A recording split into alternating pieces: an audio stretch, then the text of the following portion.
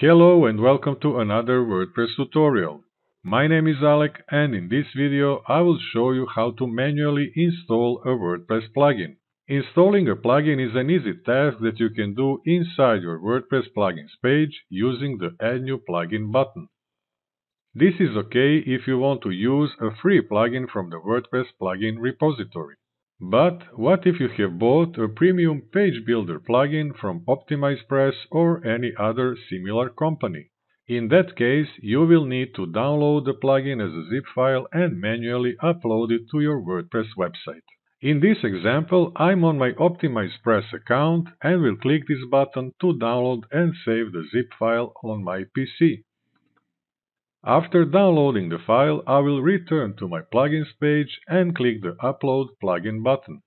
As it says here, if you have a plugin in a zip format, you may install it here. To do that, I will click the Choose File button, select the downloaded zip file, and click Install Now.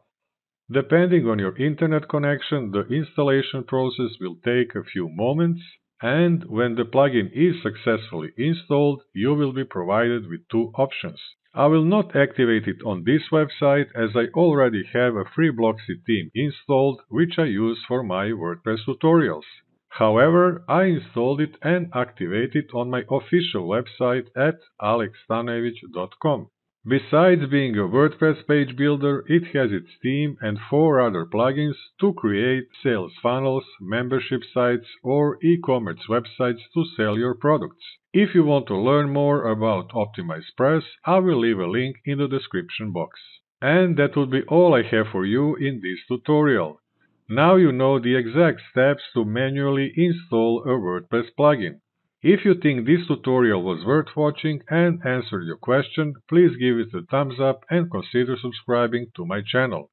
For more WordPress tutorials like this one, check the link in the description box. Thanks for watching, and I'll see you in the following video.